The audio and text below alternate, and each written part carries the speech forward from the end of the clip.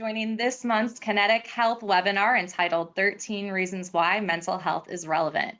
My name is Sarah Michaels, and I have the great privilege to be the Vice President of Kinetiq Health here at Apex Benefits. By background, I'm also a registered psychiatric nurse, so you can imagine how important this subject is to me, and I have been giving this presentation specifically for 5 years now, and it still is one of my favorites to deliver. So bear with me. I'm going to take an 8-hour training all about mental health first aid and pare it down today into 30 short minutes. But if this is a topic that you're passionate about, make sure to follow up with me and I would give you the full conversation at a later date.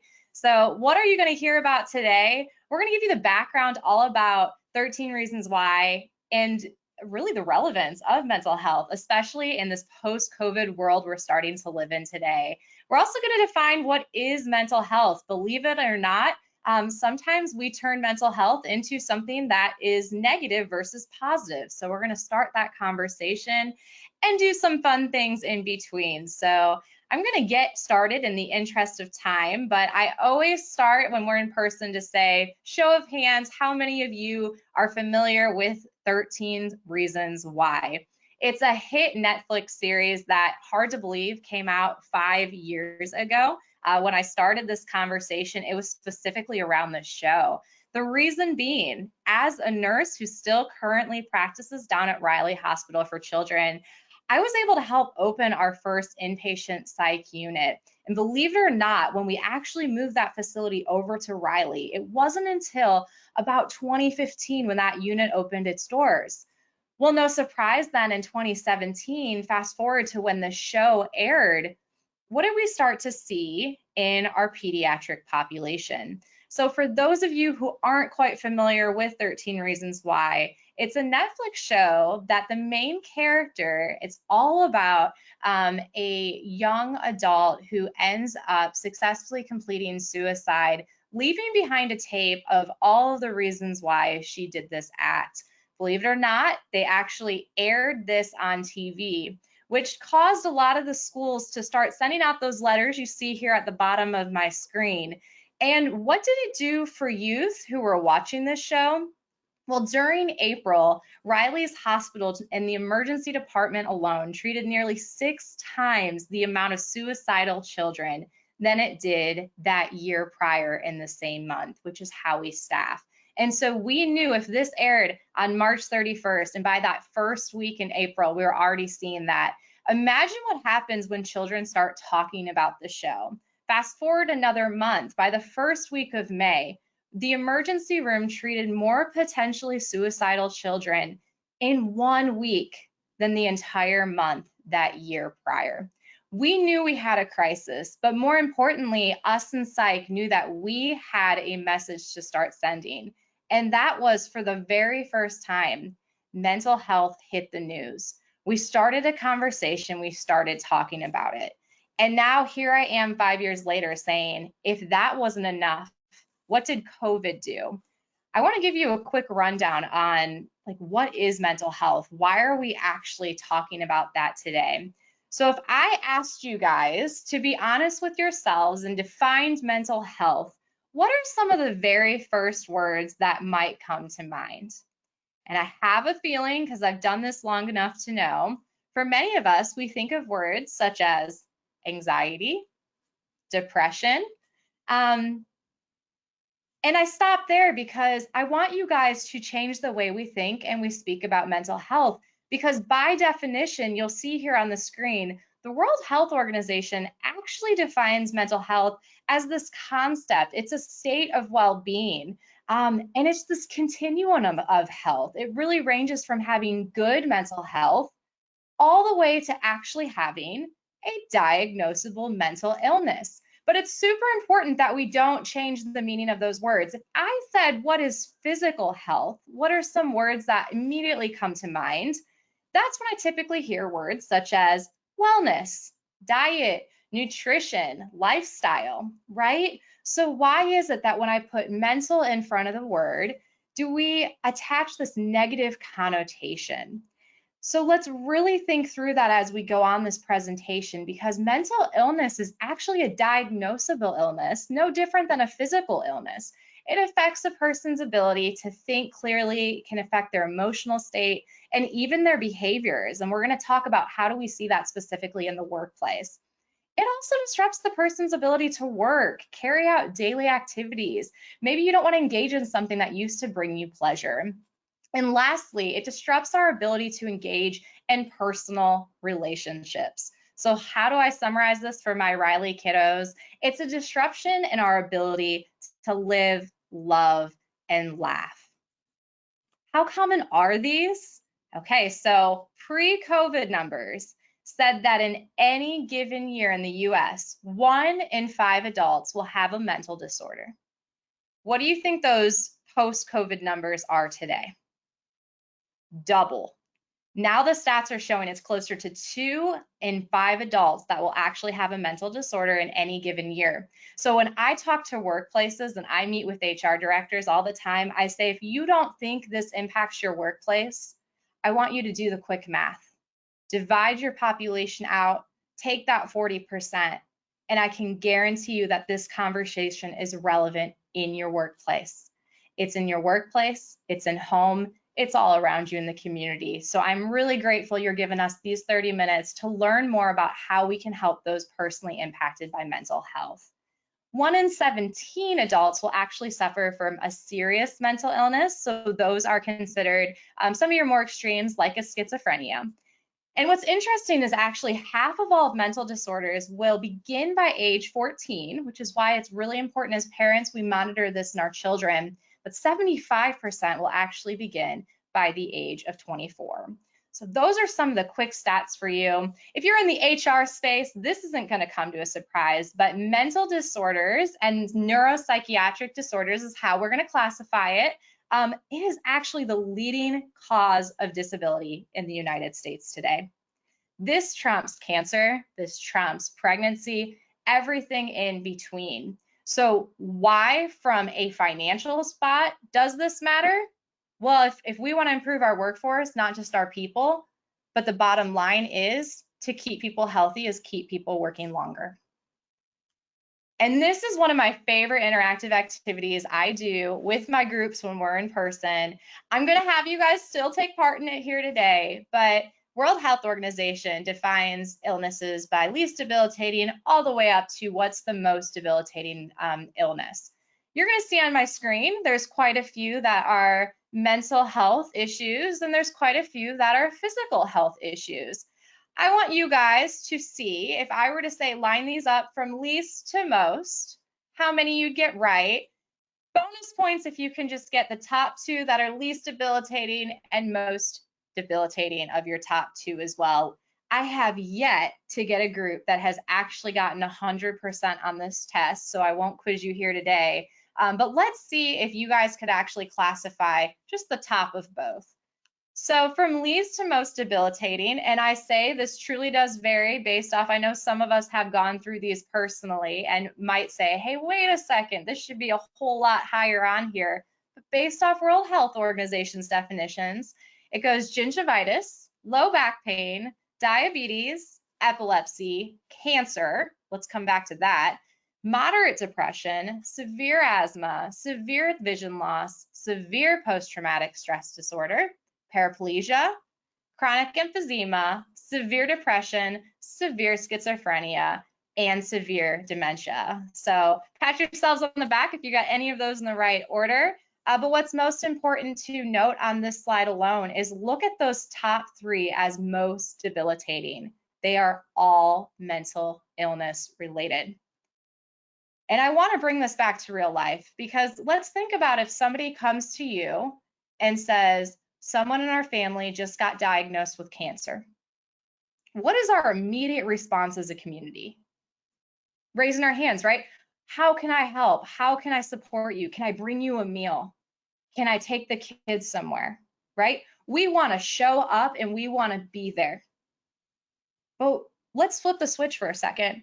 What if somebody comes to you and says, my child is sitting inpatient right now on a psych unit because of an overdose? what is our initial human response? And it's okay to be honest with ourselves, because I work with parents all the time who say, one, they just don't want to acknowledge it and talk about it. Or two, when they do, it's met with such resistance that they shut down, right? Sometimes we're uncomfortable. We don't know what to say. But just like those who are experiencing a cancer diagnosis, the best thing we can do is show up and to be there. And I'm going to give you some hints in the next 15 minutes about how you can learn to also be that person. But before we get there, it's important to talk about the top 3 mental illnesses that exist in the US today, and what are some signs and symptoms to help us identify those who might be going through that, and maybe it's even ourselves. So depression, you must actually have one of the following 2 symptoms nearly every single day for at least 2 weeks. So this is not a one-time situational thing. It truly is a prolonged 2 weeks or greater every single day, unusually sad mood, and loss of enjoyment in those interests and activities that we used to find enjoyable. And for some of us, that could even mean work. So maybe we're really not feeling motivated to go to work today, and it continues and it continues. You can also have these following symptoms: a lack of energy or feeling tired, feeling worthless or even guilty, difficulty concentrating is a big one, struggling to make decisions, and becoming agitated. Believe it or not, people that are angry oftentimes just have a lot of built up sadness. So it's important we get to the root cause of anger. We really see this in our young population. And of course, having difficulty sleeping. You either sleep too much or maybe you can't sleep at all. Quick facts on depression. It's a mood disorder that affects nearly 1 in 10 US adults in any given year. Post-COVID numbers show that this has almost doubled, closer to 2 in 10 US adults in any given year. This median onset is actually later. It's 32 years of age. So I'll let you guys kind of guess why you think that would be, but that truly is the age where you feel like you have the weight of the world on your shoulders, right? We have careers, we have families, we have financial stress. And so that's why depression actually starts usually at an older age of onset. It's very common to co-occur with anxiety and substance use disorder, and depression is more common in females than it is in males. With depression, you can have subsequent episodes, meaning it can come and go and flow throughout your life. Anxiety is one that I think a lot of us are familiar with, because anxiety as a whole is a good thing, can help us be motivated. But to actually have a diagnosed anxiety disorder, it differs than normal anxiety in the following ways. It's more intense, it's longer lasting, and this one starts to actually interfere with the person's ability to work and enjoy activities and to have those relationships. What are symptoms of anxiety? Gosh, this varies from person to person greatly, but it can be everything from impending doom. You truly feel like you're going to die. It can be you're having a pulsing heart rate, you're sweating. But what I like to say is when people come to an emergency room thinking they're having a heart attack and we hook them up to the EKG and everything is normal, more often than not, those people are going home with a panic attack diagnosis. So people don't realize that in a panic attack situation, which is the extreme end of anxiety disorder, it is so intense that it actually mimics a heart attack. So it's important that we take these conditions seriously. And if we know that we're having some anxiety, it's okay to be honest and to seek that treatment for it. Quick facts here is that almost 20% of the US adults have an anxiety disorder in any given year. So you are absolutely not alone in this. This one tends to begin in actual childhood, not even just adolescence. We see this a lot with test anxiety. It's also more common in females than it is in males, but I like to say that males are not always the first to be open about mental health concerns, right? They're not the first to run to their doctors. So we know that these numbers might be grossly lower than they truly are. And just a fun fact here, almost 9% of US adults live with a specific phobia. So if you're afraid of spiders or afraid of heights, you might fall into that category here. And lastly, I wish I could say 5 years later after giving this conversation, we don't have an opioid epidemic still, but the reality is it's all around us at a national level. 8% of the population 12 and older has a substance use disorder. Can you believe I'm even saying 12 and older? And they actually want to lower that age down to 10. we're starting to see substance use disorder at a younger and younger age. Reason being, as of today, is truly because of vaping. It's that gateway into more substance use disorders. 75% of people with a substance use disorder will develop it by 27. You see this a lot in college-age children, but again, we're starting to see that younger and younger. And it does people with a mood or anxiety disorder are 2 times more likely to have a substance use disorder because, of course, what they're trying to do is self-diagnose, self-treat. So it's important we teach healthy coping skills. Here's just a page to show you alcohol use disorder will continue to be the top of the substances that are currently being abused. And now for the fun stuff of, okay, I'm here today because I want to learn where can I actually intervene. This is coming straight from the mental health first aid training. It's an 8-hour course, just like CPR. If you're wanting to get certified and be a mental health first aid responder, this is something that you would learn. And it's all about prevention. There's early intervention before we're truly unwell. And then there's treatment when we start to become unwell. So kind of let's break down where we can intervene, especially in our workplaces today. So prevention, you being here, you leaving here and going to talk about it. That's prevention. It's available to everyone. It's targeting programs that can be created for everyone. So at a workplace, just making sure we can educate people. Again, using the words mental health versus mental illness. We're trying to prevent these situations from becoming truly unwell. And it takes all of us to do just that. There's early intervention. So maybe we can identify somebody that, based off the symptoms I read to you earlier, you're starting to kind of see a little of it in maybe a coworker, family member, friends, but maybe they don't yet have a full-blown mental health disorder. So how do we actually intervene there? We're trying to aim to prevent the problems from becoming more serious, right? We want to keep them performing well at work. We want to keep them working. We want to keep them in school. And of course, we don't want it getting to the level of a drug or alcohol abuse problem. Well, people are more likely to seek help if someone close to them suggests it. It's important that we get the support from friends and our family. But if you think about colleagues, now that a lot of us are back in the workforce, some of us are with each other at work more than we're with our families at home. So it's all of us that need to say, hey, I've noticed A, B, and C. I really care about you. Do you want to talk about it? And of course, there's treatment. I say this is where we bring in the clinical team. This is where we bring our professionals. It's for those individuals who have made the decision to seek help. And if you're a control freak like me, it's sometimes hard, right, to acknowledge that even if I notice somebody needs the help, I can't force that upon them, right? But I can encourage it and I can be that support figure. But it's truly up to them to seek that help out. And there's no one size fits all. I've heard a lot of people say, look, I've tried therapy and I hated it. Well, chances are maybe you didn't find the right therapist, right? And I have other people that say, if I take medication, that's all I really need. And that's awesome too. There's a lot of peer support groups, and one that I want to highlight here today, since I see a lot of Indiana listeners, is National Alliance of Mental Illness. They have chapters all throughout the state. All of their programs are free of charge. They have everything from parent support groups, if you're struggling with maybe an adolescent in your home, all the way down to teenage support groups, or if you yourself are going through an anxiety disorder, you can find the group that's best for you. And actually, this is available at a national level. You type in your zip code, or of course, you can join a hybrid group that's online. But I absolutely encourage you to check out the National Alliance of Mental Illness if that's something you're interested in following this conversation. And of course, there's recovery. Those individuals who have experienced a mental illness, or maybe they had an inpatient stay, that are now coming back to a normal sense of living.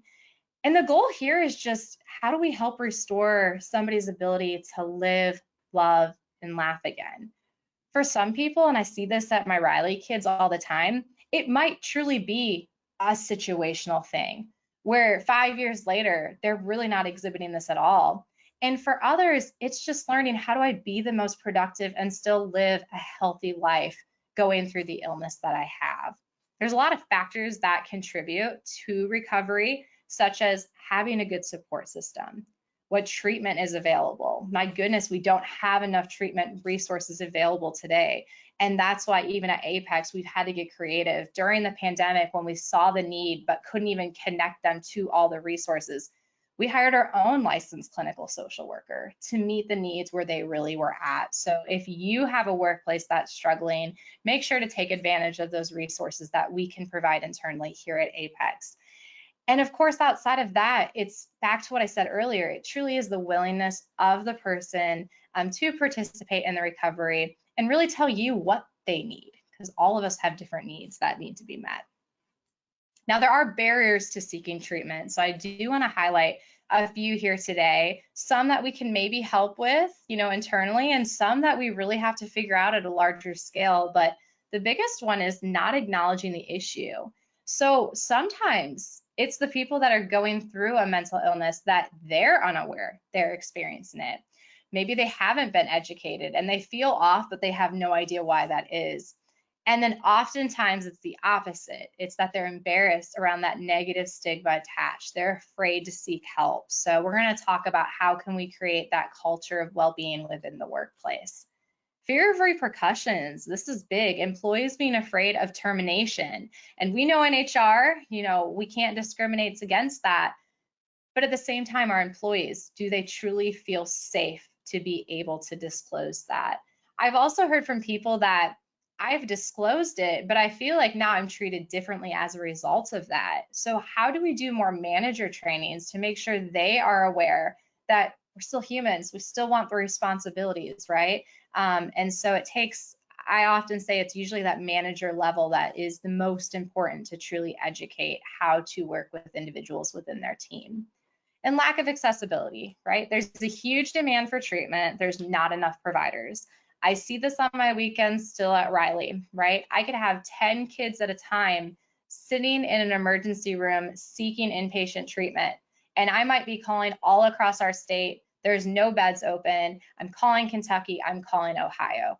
We are in a mental health crisis. So it's important to figure out how do we actually intervene when people are still unwell, but not to that extreme yet, to get them the outpatient support they truly need.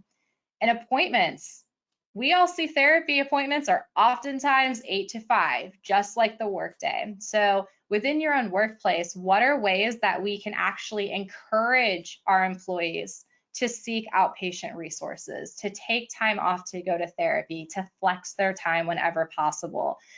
There's not enough mental health coverage. I wish there were more, but there are ways that we can add that to plan designs. There's ways to increase employee assistance programs. So if you ever have questions about that, make sure to ask your account executives because we are trained to help you in that. And lastly, as I'm flying through this today, I want to teach you guys the 5-step action plan if you know somebody that is truly in crisis. I say this every year, and I always get an HR leader to reach out to me at the end of the year saying, I never thought I'd actually need this until I did. And I was just grateful that I had these. So I encourage you to take a picture real quick if you can. But mental health first aid teaches ALGE, assessing for risk of suicide or harm, listening non-judgmentally, giving reassurance and providing information that we have available, encouraging that appropriate professional help, and then encouraging self-help whenever it is possible. Let's break that down super quickly for you. A is assess for risk of suicide or self-harm. It's important that if somebody approaches you and they're not feeling themselves, you feel like they're super escalated, could be at risk for harming themselves, to not just let them leave, right? Just like we wouldn't leave somebody on the ground, we'd call 911. It's important we're trained in saying 2 of these questions. Are you ever thinking about killing yourself? Are you having thoughts of suicide? It's no longer enough in training to say, are you having any thoughts of hurting yourself? Because what studies have shown is people might say no because they don't have thoughts of hurting themselves. They actually have thoughts of killing yourself. So you want to ask direct questions. For somebody who's in crisis, you'd be surprised to know that they're actually going to be able to say yes or no to your questions. If the answer is yes, the next question is, do you have a plan? If it's a plan that actually makes sense, like I'm going to go home and access pills, you want to immediately either call 911 or sit with them until you can get them into help, but never leave them alone.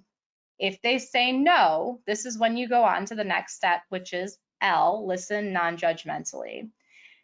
They're ready to talk to you, right? How are you really feeling? It's not just walking by somebody in the hallway saying, "Hey, how are you?" and having no intent to stop and listen. It's saying, "Hey, I really care about you. How are you doing today? What can I do to help you? How long have you been feeling this way?" Gets an idea of, are we now kind of on that mental illness, or are we still just talking mental health here? Let's accept, respect the people's feelings and their values. They're valid, so validate them.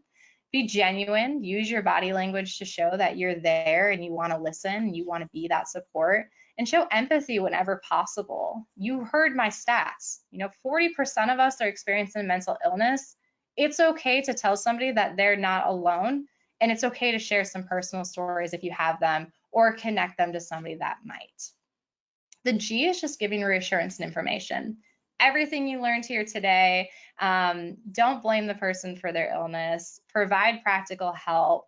If you guys need resources, if you're like, look, somebody's seeking help, but I don't even know what providers to use, reach out to us. Our licensed clinical social worker has built an entire reference database that says, based off your county, here are actual mental health providers in your area, and we're happy to share those. And if you're ready to take that step to get your managers a little bit more trained, we also have some really good resources and toolkits available free of charge. This is something we're super passionate about. So again, reach out to us and we're happy to supply that toolkit to your workplace. And last E is encouraging the appropriate professional help. So when that illness has become more and it impacts our ability to live, to love, and to laugh, you guys now know about National Alliance on Mental Illness, or NAMI. But here's something else that people don't realize. Our primary care physicians are now trained to provide mental health screenings during the free annual physical. So as we continue pushing people to see their doctors again, that's a part of it. Our primary care providers are the best first place to start. So with kids, with adults, go seek your PCP out, openly talk about your mental health. They're going to be the first ones to provide those community resources. And lastly, we have encouraged self-help. So there's a wheel. We say it's the dimensions of health. So physical, psychological, emotional, spiritual, everything in between. Not a one size fits all. So for some of us, it could just be changing our diet, exercising a little bit more. I know for me, it's just going outside. How many of us are thrilled that the summer weather is finally here? So whatever it is, take time to take care of yourself. As one of my dear friends and colleagues says, it's self-preservation, right? It's not just self-care, it's self-preservation. How do we support this in the workplace? Educate your workplace. If you have EAP services available, those are free to your employees. Blast it out, and not just during open enrollment. Make sure you're frequently revisiting those resources that are available. And if you have a success story that somebody is willing to actually share, blast out the success stories, because when people can relate, they're going to start to engage. Be ready to converse. You kind of know the language now to use if you're ready to listen non-judgmentally. Start with that safe place. Go to a territory that's safe for all. So don't just sit in an office. If you can go outside, go for a walk, meet at a coffee shop, try to do that regularly with those on your team. And then if you can, implement reasonable accommodations and make them readily known. So, hey, can we have flexible work days so I can go to a therapy appointment?